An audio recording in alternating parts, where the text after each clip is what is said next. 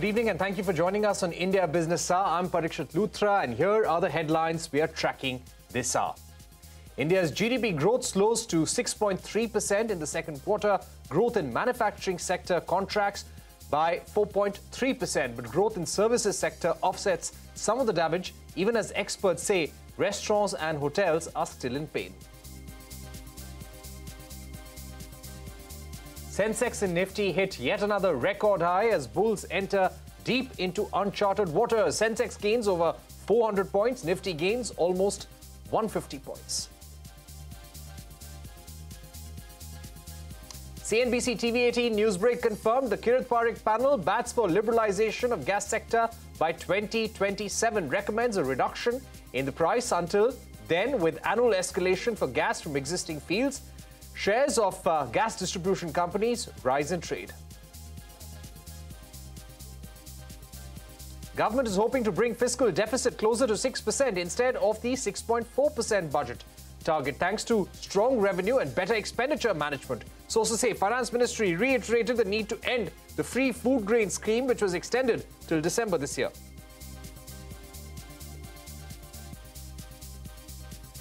Government puts subsidies for electric vehicles worth more than 500 crore rupees on hold after recent incidents of fire. Sources say government's audit shows violations of localization and quality norms. Some EV makers could be asked to return the subsidy already claimed. That's an exclusive. Enforcement Directorate is probing Ashok Leyland for allegedly selling vehicles with lower emission standards in defiance of a Supreme Court order. Ashok Leyland says it has provided all documents to the authorities and the probe is against a third-party scrap customer and not the company. India, Vietnam, Philippines and Thailand are emerging as strong backups with those diversifying their supply chain, says John Pearson, the global CEO of logistics giant DHL. But he also cautions against overestimating the shift out of China. That's an exclusive. Global cosmetics company Body Shop is betting big on India Tier 2 and Tier 3 cities. Global CEO says India is the company's fourth largest market, and despite the pandemic, brick and mortar stores continue to drive more than 75% of sales. That's another exclusive. Violent protests flare up once again in parts of southern China, which are under lockdown. But demonstrations have eased after the death of China's former president Jiang Zemin, who guided China into the global market and the economy. Bilkis Bano moves the Supreme Court, challenging the release of the 11 men convicted of gang raping her and killing her family during the 2002 Gujarat riots. The convicts were freed by the Gujarat government on August 15. Under a past remission policy, sparking nationwide outrage.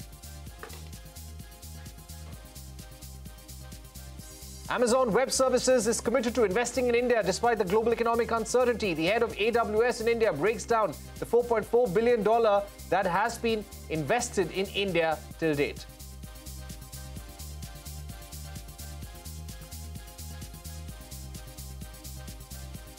The top story this evening, India's GDP grew at 6.3% in the second quarter. This as largely in line with the CNBC-TV18 poll, which had predicted a growth rate of 6.4%. However, it is slower than the pace of growth in the same quarter last year. Growth in the manufacturing sector contracted by 4.3%, denting the overall numbers. But the services sector managed to offset some of the damage. Lata Venkatesh is here with the details. Lata, what do you make of the numbers and what does it mean for the full year growth target of over 7%? Well, the 6.3% is in line and therefore it will not be a disappointment. It will not be exhilaration either. What's positive about the numbers? Agriculture has done extremely well at 4.3%. The number on the street, the average expectation was 3.2. So it's done much better. Now, there are worries that it could be a give back for the subsequent, that is the October, November, December quarter. The damage of the late rains, etc., can be negative. But for the moment, that is the surprise, positive element. Manufacturing has clearly been way more disappointing than what the street was expecting. The street was expecting a flat performance. It's come in at -4%. That's serious. Services have made up But, the overall disappointment comes from the fact that the GVA, gross value added, has grown by only 5.6%. Most people were expecting a 5.9% growth. Now, GVA plus taxes minus subsidies gives you GDP. So it's probably good tax collection like GST, which has made for the good GDP number, but the underlying economic activity may not be as good as the GDP number is suggesting. Of course, these are provisional numbers. On the expenditure side, the consumption is very good, up 10% year on year, and so is capital formation, which gross fixed capital formation rising by 10.3% is very good. Government has been a poor consumer. Government has consumed 4% less than what it did in the same quarter last year. But all these could change with a lot of money going to state governments. Maybe in the second half, we could see the government emerging as a good consumer. The biggest drag on the expenditure front is that imports are far higher than exports. So what you call net exports is a big drag on the GDP from the expenditure side. That's another negative. But putting all the pluses and minuses together, coming in at 6.3, most people are betting that the full year number will be 7% as the Reserve Bank expected. And with the growth also coming in as RBI expected, chances are that the Reserve Bank will go with a smaller 35 basis point hike in December compared to the 50 basis hikes that it was giving in the previous policies. Overall, real GDP growth in 22-23 is on track to be at the range of between 6.8 to 7%, and IMF maintains 6.8, RBI maintains 7%. And I think the more important thing is, if you look at the festival sales, if you look at the bank credit growth, if you look at the purchasing managers indices, whether it is services or manufacturing or the composite outlook, the economy has maintained its momentum, especially, I reiterate, in the face of very strong global headwinds and uncertainties. GVA is what I was actually looking at. GDP comes out in the wash, and what really matters for the state of the economy is what's happening to the GVA. And the GVA at 5.6 to me is not a great surprise. What is a surprise to me is GDP at 6.3. RBI would be perfectly comfortable with these numbers, and the focus should be on what's happening to inflation. The inflation has started moderating, but you can't quite take the foot off the brake yet. All right, let's get you more macro news now. The government is hoping to bring fiscal deficit closer to 6% instead of the 6.4% budget target, thanks to strong revenue and better expenditure management. Sources say Finance Ministry reiterated the need to end the free food grade scheme, which was extended till December this year. To the market action now, Sensex, Nifty and Nifty Bank hit yet another record high as bulls enter deep into uncharted waters. A last-hour recovery led by MSCI inflows helped the markets end at the day's high. Sensex gained over 400 points while the Nifty gained almost 150 points. FMCG, autos and metals led from the front while PSU banks underperformed. The Indian rupee rose in November, marking its first monthly gain this year. This ended the rupee's longest losing streak in nearly 4 decades. The dollar index coming off its peak and oil prices tumbling helped the rupee end November with some gains. For the month, the rupee strengthened 1.6% to 81.4 against the dollar. However, it underperformed its Asian peers. In the commodity market, oil prices gained as US crude inventories were seen falling. However, concerns that the OPEC Plus would leave policy unchanged in its upcoming meeting limited gains. NYMEX is around the $79 per barrel mark, while Brent is at the $84 per barrel mark. The government-appointed committee to review gas prices has submitted its report to the Oil Ministry. The panel led by Kirit Parikh has recommended liberalization of gas prices starting 2027. But until then, he has proposed a price band of $4 to $6.5 per MMBTU with an annual escalation in price. Kirit Parikh spoke exclusively to CNBC-TV18 soon after the report was presented to the government. Here are his comments. What we have suggested is that there should be a floor of $4 per MMBTU. This is to cover the marginal cost of production of OIL and ONGC. And we have also put a ceiling price of $6.5 per MMBTU, which ceiling price will be gradually raised every year by about $0.5 per MMBTU. When you speak about liberalization of gas prices, you speak about a 1st January 2027 timeline. Now, what? That's for APM. That's for APM. And January 2026 is for? Other gas. For other gas fields, like difficult gas fields. On to a CNBC-TV18 exclusive now. After recent fires in electric vehicles, the Department of Heavy Industries has slowed down disbursements to EV manufacturers and even put subsidies on hold in some cases. This is in response to a high number of complaints regarding violation of localization criteria and quality norms. Government is also considering asking certain EV players to return the subsidy claimed. So we believe that the disbursement of subsidies has slowed down to all EV makers. Audits are being carried out whereby ARAI and ICAT, which are testing agencies of the government, they are visiting the factories of EV makers, studying their supply chain data, their localization criteria and quality norms on the shop floor as well. Wherever there are discrepancies, the FAME subsidy is being put on hold. Even when there is a complaint, and there have been a large number of whistleblower complaints over the last few months, the government is putting the subsidy for that particular company on hold till the doubts are cleared. So till now, subsidies to the tune of 500 to 600 crores have been put on hold. And we're also learning that the government may ask some of the EV players to return the subsidy as well. The DHI, the Department of Heavy Industries, has made a proposal, but it is pending with the minister. At the same time, there is also a question of the sustainability of subsidies. Remember, the FAME outlay was 10,000 crores. Whether the FAME scheme will turn into a FAME 3 and there will be a continued support, incentive support for the EV ecosystem, that remains to be seen. Moving on. This is international news now. Violent protests flaring up once again in parts of southern China, which are under lockdown.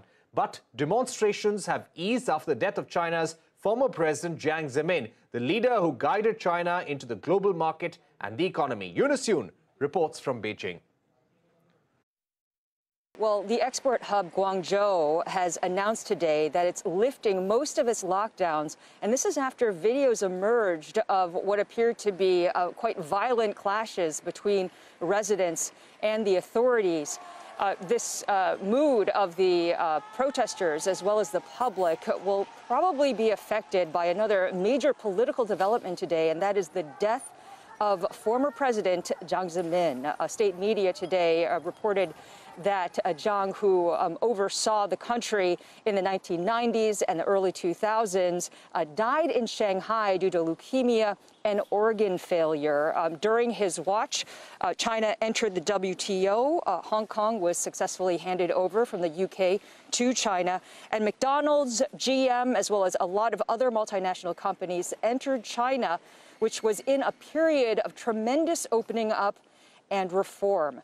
Now, in light of the COVID protests that we've been seeing over the past several days, people have already been making comparisons with the Tiananmen Square protests in 1989. Those protests were sparked by memorials after the death of another very senior leader in Chinese politics, a man named Hu Yaobang, who was revered by Chinese reformers. So what investors at this point should be watching for is whether or not we see public gatherings and vigils for Jiang Zemin.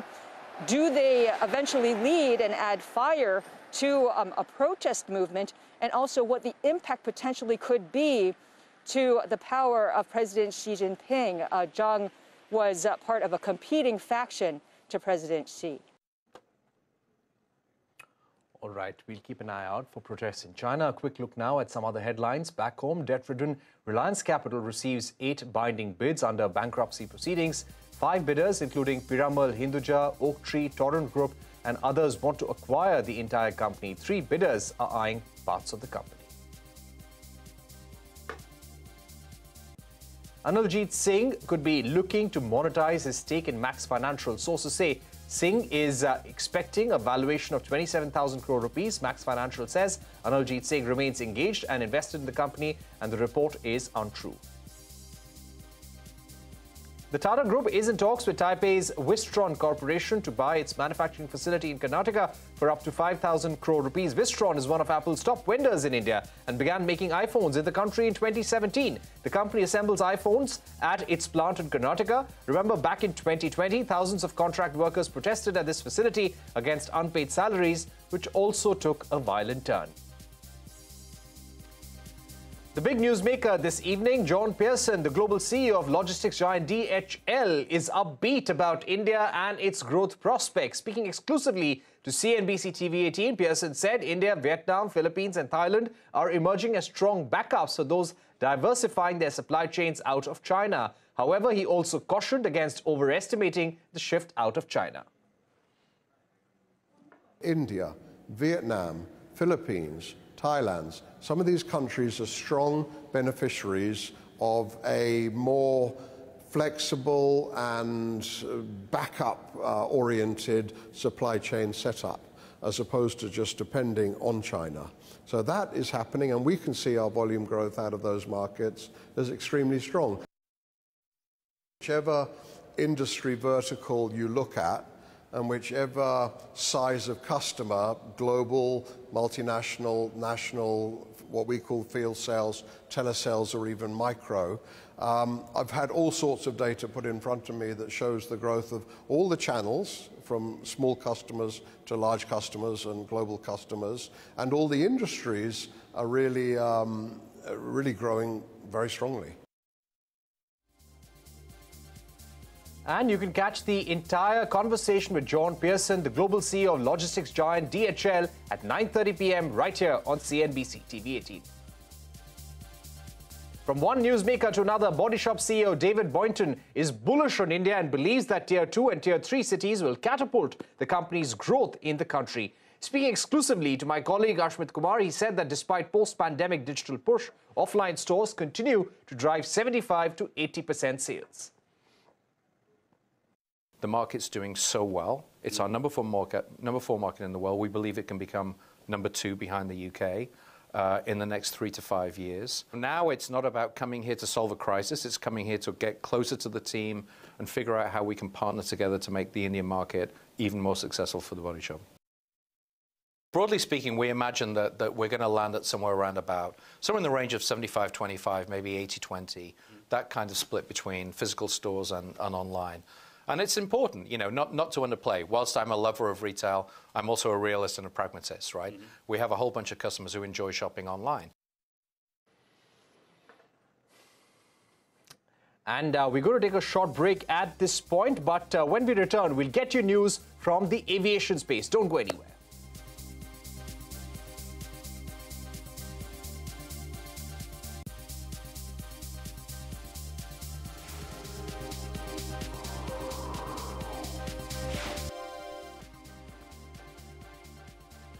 Welcome back. In national headlines, Bilkis Bano moves the Supreme Court, challenging the release of 11 men convicted of gang raping her and killing her family during the 2002 Gujarat riots. The convicts were freed by the Gujarat government on 15th August under a past remission policy, sparking nationwide outrage. DMK, the ruling party of Tamil Nadu, has filed an affidavit in the top court opposing the Citizenship Amendment Act. The affidavit says the exclusion of Muslims and Tamils of Indian origin who have fled from Sri Lanka goes against the secular fabric of India. India is set to take over the G20 presidency from Indonesia tomorrow. The two-day G20 summit is slated to be hosted in September next year. Government plans to hold over 200 meetings across 20 Indian cities over the one-year period. The big idea would be to promote brand India and its tourism potential to the world. Experts say food security, inflation, recession, climate, terrorism will be the key talking points. G20, of course, being home to 80% of GDP globally, as well as 80% of greenhouse gas emissions. We need consensus in the G20 countries, first of all, on financing and technology for climate action. And climate action is both, of course, mitigation and, importantly, as India has strongly reinforced the message, on adaptation, on helping those communities, especially in lower and middle income countries who are suffering the most from the impacts of climate change. All right, so India assumes the G20 presidency tomorrow, the 1st of December, and there will be a big outreach planned as well. Moving on, Tata Sons and Singapore Airlines have agreed to merge Air India and Vistara. Singapore Airlines will hold 25% stake in the combined entity in exchange for the current 49% stake it holds in Vistara, along with a 2,000 crore rupee investment. Madhiha Mujawar is standing by to explain the rationale for Singapore Airlines to sign this deal. Well, Singapore Airlines has given up a bigger share in Vistara to get a smaller share in Air India. But this could be one of those cases where the less is more. And in Singapore Airlines' own words, there was no other alternative than to merge. Vistara was launched as a joint venture between the Tatas and Singapore Airlines in 2015. Ever since it took to the skies, the airline has struggled to make profits. Vistara's losses have mounted from 400 crores in FY16 to over 2,000 crores in FY22. The SIA Group has given a comprehensive justification on why it agreed to merge Vistara. It said Vistara has been a loss-making entity and will need a significantly higher market share to become cost-effective and profitable. Justifying the merger, it further said that remaining invested in Vistara is as risky as merging it with Air India. So it chose the option where there is possibility to grow. SIA went on to say that Vistara faces intense competition against larger incumbent airlines when it comes to securing air traffic rights and slots. It said there is no assurance that Vistara would be able to secure new and suitable air traffic rights or slots that are required for growth. SIA also explained why staying invested in Vistara was not wise. It said Vistara's organic expansion would be met with multiple challenges and could potentially incur higher costs and more losses. Explaining how it stands to gain from the merger, SIA said it will get access to Air India's valuable and coveted aircraft slots, air traffic rights that are not currently available to Vistara. It continued saying that the proposed merger with Air India would enable SIA Group to immediately gain exposure in an entity that is 4 to 5 times larger in scale compared to Vistara. And given the higher cash burn in running an airline, SIA sees this merger as an opportunity to tap into a larger platform with stronger financial backing at minimal financial outlay. So what do experts make of this merger? According to the Center for Aviation, competitive dynamics are moving towards a two-pillar system around Air India Group and Indigo, with the two expected to control 75 to 80% of the domestic market share. All right, thanks Madhiha Mujawar for getting us that big story. Moving on, Amazon Web Services, or AWS, that's Amazon's cloud platform, has signaled its intent to go big on the investment front in India. CNBC-TV18's Jude Sanath caught up with AWS India's Puneet Chandok at the company's reInvent conference in Las Vegas to understand the rationale behind these investments and future plans. To your point around Hyderabad, I'll take a step back and start with Mumbai. So we launched our Mumbai region in 2016. We've invested close to $3.7 billion there. And then we thrilled to launch Hyderabad last week, and $4.4 billion of investment, 48,000 jobs annually to be created. And we've also estimated that by 2030, Hyderabad will add $7.6 billion to the Indian GDP. So really excited about the investments in India. It's a big part of our mission in India, which is to become a force to move the country forward. And it's just a big testament to what we're trying to build in India. To your question on the market, I genuinely believe today India is one of the largest open markets for technology companies to serve. So we're very excited about that, and that's the reason we're investing. We're not just investing in infrastructure, we're also investing in skills. We've trained 3 million people in India in the last 5 years, many more to do. But again, really building for the long term in a customer-obsessed way for India. Right. So is it fair to assume that India would then figure in the top 5 markets for AWS globally? We don't comment on rankings. All I can say is, as I said, India is one of the largest open markets for technology companies to serve. We're building for the next 2 to 3 decades, and we're truly building a business in India which is very customer obsessed. You know, Puneet, what's also interesting is the fact that this investment comes at a time when we're witnessing, a long winter for companies in the tech space, startups included. Do you feel that these big commitments will have the wherewithal to actually survive the fact that many companies, mostly startups and tech companies admittedly, are actually in what is a very difficult phase for them in terms of funding, in terms of revenues. How will this work, with the fact that we're seeing a bit of a downturn in this space? I think the first thing I'll say, Jude, is one, we're committed to India. We're committed for the long term, and that's the reason you're seeing investments, and we'll continue to invest in the country for startups, for digital businesses, for enterprises. To your point around economic uncertainty, yes, there is economic uncertainty across the world, but in that environment, customers have realized that they need to use technology and cloud in a more meaningful way. And we're working very deeply with our customers across startups, digital businesses, enterprises to help them optimize their spend onto the cloud so that they get more value out of it. At the same time, in the long term, given the penetration of cloud in India is low single digits, I see no reason why we will slow down. In fact, we will come out of this crisis in a much stronger way.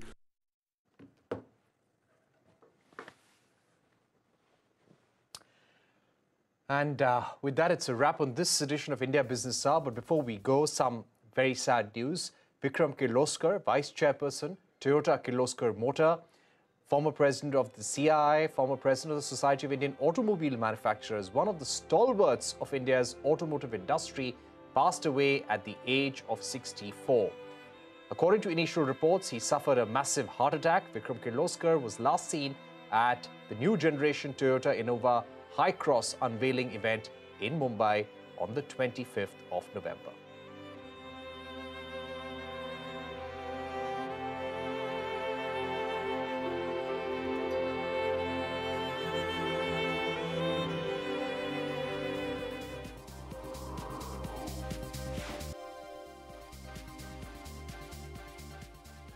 Co-powered by Century Ply.